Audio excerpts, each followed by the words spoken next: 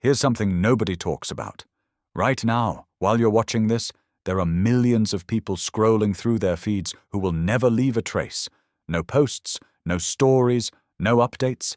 They're watching everything, absorbing it all, but contributing nothing to the digital noise. And society looks at them with suspicion. What are they hiding? Why won't they participate? Are they judging us from the shadows? But what if I told you that these silent observers might be the most psychologically grounded people online? What if their invisibility isn't a weakness, but a strategy for surviving the most chaotic communication era humanity has ever known? Think about it. We've been conditioned to believe that silence equals absence, that if you're not posting, you're not living. But there's an entire population of digital ghosts who would argue otherwise. They're not antisocial, they're selectively social. And there's a massive difference. Psychologists have started paying attention to this phenomenon. They call them lurkers or passive users, but those terms miss the point entirely. These aren't people hiding in corners. They're observers making a conscious choice about how they engage with the world. And that choice reveals something fascinating about human psychology and our relationship with attention. See, most of us have been caught in what behavioral scientists call the performance trap. Every aspect of our lives becomes material for an invisible audience. We're not just living experiences, we're curating them. We're directors, editors, and actors in our own reality show. And the season never ends. We're exhausted, but we can't stop because stopping feels like disappearing. But the silent observers? They've already disappeared. And they've discovered something liberating on the other side. Let me share what research tells us about these digital ghosts. Studies on social media behavior reveal that people who primarily consume content without posting display distinct psychological patterns. They tend to have what's called a reflective processing style, meaning they think deeply before acting. They're less impulsive, more analytical, and interestingly, less susceptible to social contagion. That phenomenon where we adopt beliefs and behaviors simply because everyone else is doing it. In other words, when everyone's jumping off the bridge, they're the ones still standing on solid ground, watching, wondering why nobody questioned the jump in the first place. There's also the issue of emotional labor. Every post you create is work. You're managing impressions, anticipating reactions, crafting personas. It's exhausting. Social psychologists have documented something called impression management fatigue, the burnout that comes from constantly monitoring and adjusting how others perceive you. And here's the kicker. Most of us don't even realize we're doing it. It's become so automatic that we forget what it's like to just exist without an audience. Silent observers have either never developed this habit or they've deliberately broken it. They've reclaimed their attention from the algorithm. And in doing so, they've stumbled upon a kind of freedom that active users can barely comprehend. But let's be honest, it's not all enlightenment and peace. Some people stay silent because they're terrified. Terrified of saying the wrong thing, of being misunderstood, of being attacked by strangers who disagree. Social media has weaponized communication. Every opinion is a potential landmine. Every photo can be dissected and criticized. So some people choose invisibility as armor, not because they don't care, but because they care too much about protecting themselves. This is where it gets psychologically complex. Silence can be empowerment or it can be paralysis.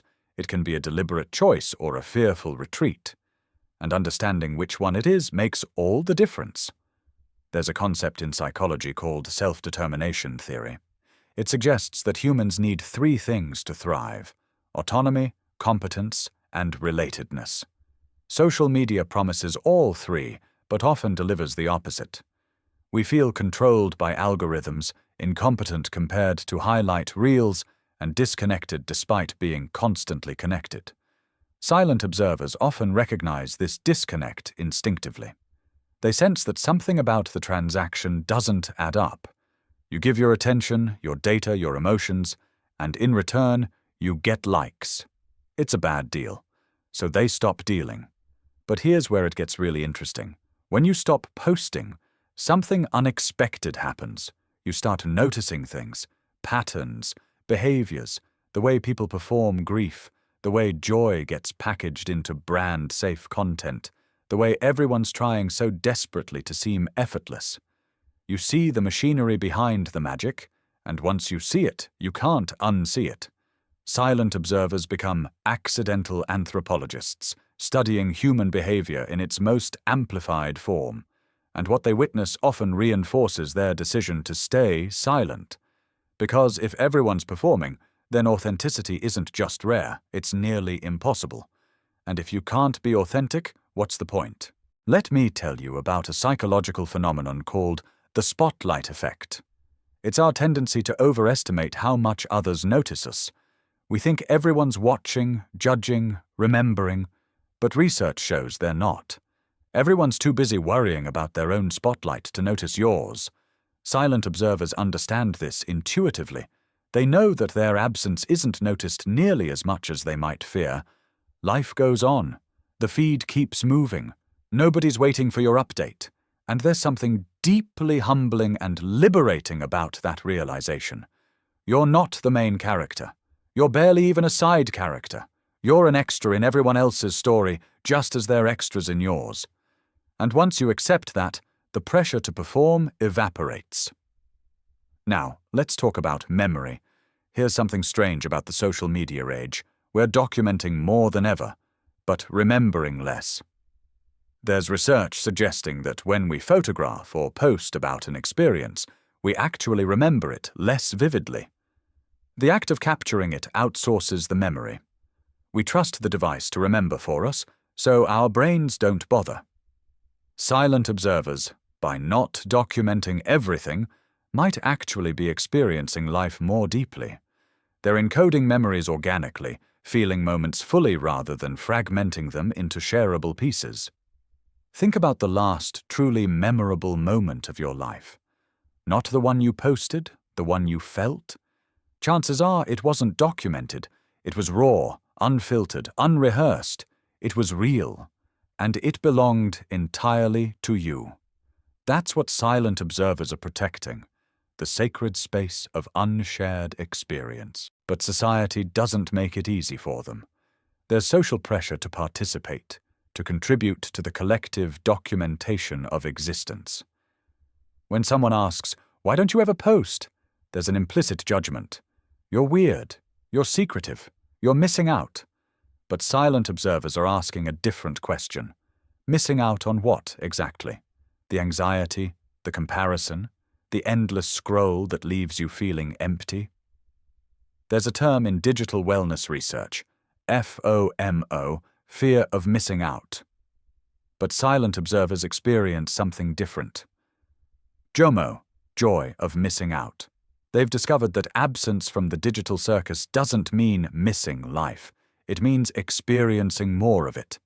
Let me share something about identity formation. Psychologists have long understood that identity develops through both internal reflection and external feedback. But what happens when external feedback becomes instant, constant, and overwhelming?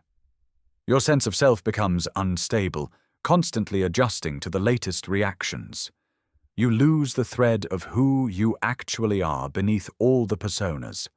Silent observers maintain a more stable sense of identity because it's not being constantly renegotiated in public. They know themselves independent of public opinion, and that's increasingly rare. Most people couldn't tell you who they are without referencing how others perceive them. But ask a silent observer who they are, and they'll tell you something real. Something earned through introspection, not applause. There's also the matter of attention economy. Your attention is currency, and every platform is fighting for it. Every notification, every algorithm tweak, every infinite scroll is designed to keep you engaged. Silent observers have, consciously or unconsciously, opted out of this economy. They're not paying attention tax. They're watching without being watched, consuming without being consumed. And platforms hate them, by the way. Lurkers contribute nothing to engagement metrics. They don't create content. They rarely interact. They're the ghosts in the machine, invisible to the algorithms designed to monetize behavior. But in their invisibility lies their power. They can't be targeted, manipulated, or sold as effectively. They're digital nomads in a world of digital citizens. Now, I want to address something important. Not all silence is healthy. Some people are silent because they're isolated, depressed, or disconnected. Social media, for all its flaws, can be a lifeline for people who are geographically isolated or marginalized. So we need to distinguish between chosen silence and forced silence, between peaceful observation and painful invisibility. Healthy silence comes from a place of fullness, not emptiness. It's about having a rich internal life and meaningful offline connections.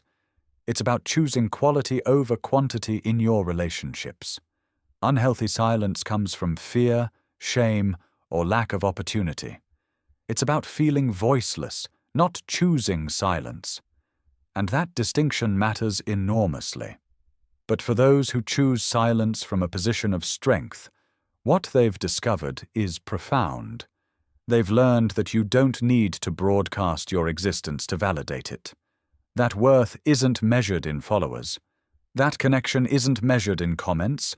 They've rediscovered something ancient, something humans knew for millennia before the internet existed. That life is meant to be lived, not performed. That meaning is found in depth, not breadth. That the most important conversations happen face to face, not screen to screen. There's a beautiful paradox here. In a world that demands visibility, choosing invisibility becomes the most visible statement you can make. It's a quiet protest against a culture that confuses activity with productivity, noise with significance, presence with validation. Silent observers are asking us to reconsider our assumptions. What if the most interesting people aren't the ones shouting loudest? What if wisdom doesn't come with follower counts?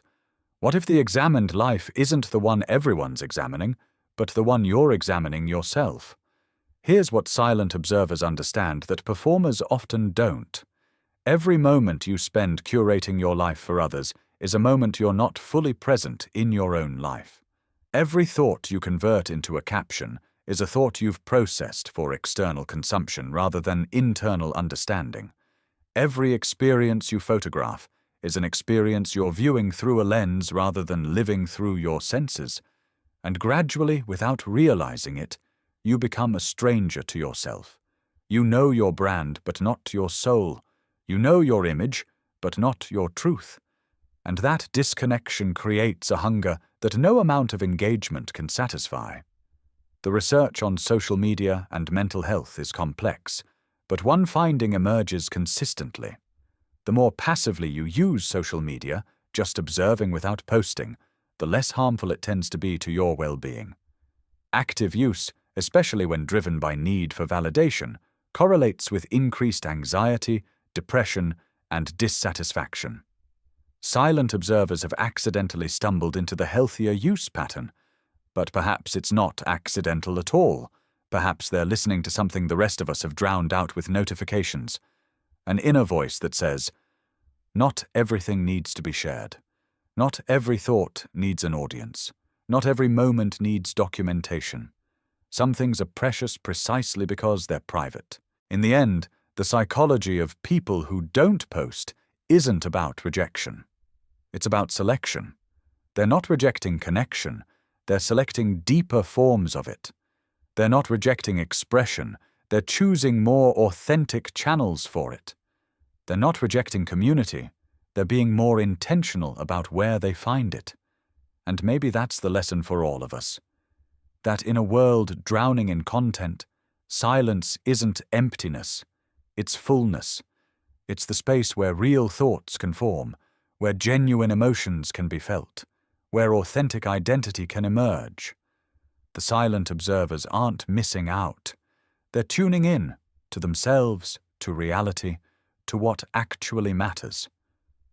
And in their quiet resistance, they're showing us that there's another way to exist online. Or better yet, to exist beyond it. So the next time you encounter someone who never posts, don't pity them. don't judge them. Maybe just pause and wonder, what do they know that I don't? What have they figured out that I'm still learning? Because in their silence, there might be a wisdom we all desperately need.